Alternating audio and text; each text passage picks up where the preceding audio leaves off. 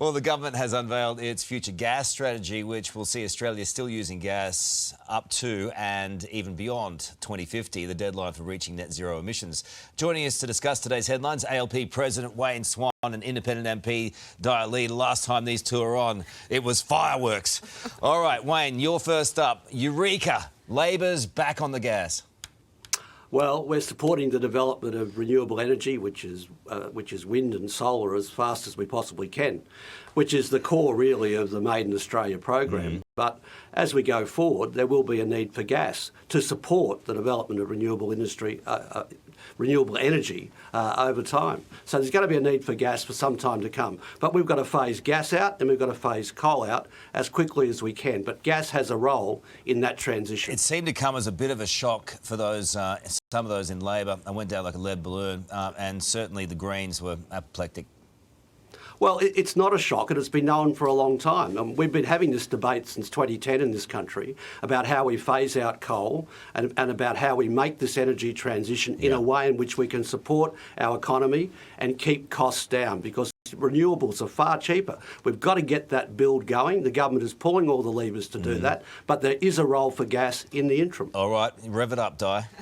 Look, you know, Swain, I don't know how governments often do this. They make big announcements just before the election, and I don't know if there's any substance behind all of this Australian-made Act thing. But I think it's great that they're finally accepting that we need to have gas in the transition conversation, because I've been talking about it in Parliament, and I cannot remember the government actually agreeing with me when I said we need to ensure that gas is available, especially in communities like Fowler, where people just need gas. And I know this will actually have I think it'll be a challenge for the government, because they have to deal with the Greens more than with the Independents, right? So what seats that can impact, I don't know, but I'm glad the government is seeing some senses, some. We don't know the details still. So will it cost you at the ballot box with the Greens inner city seats, Wayne? No, it won't. It's had a role in the transition since 2010, and the Greens know that. They're up to a bit of grandstanding at the moment. But the most important thing is the Made in Australia framework, the phase out of coal, the development of renewable energy, and putting this country in a competitive position for the future. It sounds so neat and tidy when you say it. I'm not sure it's going to go down. Made in Australia. Everything's made in Australia. We'll see. All right. Moving on, the High Court will today hand down its decision on the possible release of Iranian asylum seeker, a move that could trigger the release of as many as 200 more non-citizen detainees. Wayne, Labor got caught with their pants down the last time. They only came up with an emergency plan 2 days after the High Court decision, according to the SMH this morning. This is an ongoing disaster for them if it goes the wrong way.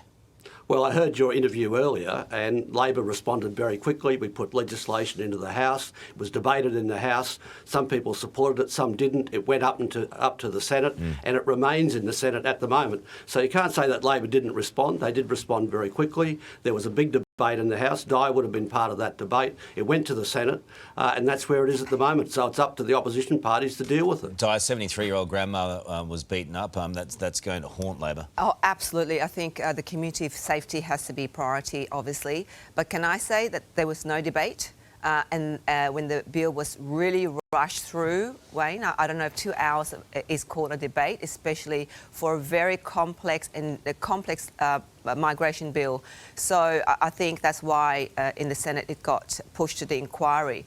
But look, I think there's flaws in the system. I think there's something wrong with our immigration system, and these detainees they've been there for a decade. So these issues, and they're being released, it just seems chaotic. It seems like people don't know what they're doing really in the government when it comes to this. Well, the government responded, Dai. It went to the House. You were there. Yes, you would have been part of the debate, and then it went to the Senate where it's been sitting. There was no debate, though, Wayne. That's the problem. We were saying we had no time to debate. We were told 8:30 in the morning, by 12 o'clock it was going to introduce, and then it got sent out by about 2 o'clock. Wayne, to be fair, you were probably busy making money in the private sector when that all happened. Well, the government was doing its job in the House, and they were opposed by independents. Right. The Liberal Party actually supported it in the House. They weren't doing the job. Let's see what happens at 10 o'clock this morning. Not going away. Well, the Treasurer wants us to have a baby for the country. It evokes memories of the world's greatest treasurer, doesn't it? Peter Costello, back in the day. Remember that one, Wayne? Is that a question? You in? You ready to have another one? I'm beyond that, Carl, like yourself. I'm open to such things. No. I'm going to be like Rupert Murdoch. I'm going to keep going. Di, can we actually afford it these days? Look, I don't think so. I've been door knocking in my electorate, and I tell you, people are just talking about the cost of living. And it's struggling. Pensioners can't pay their electricity bills. It's costing a lot to send kids to school.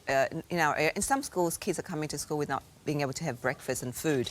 So it's a struggle these days to really raise children. And I don't know how people can afford to raise in our area.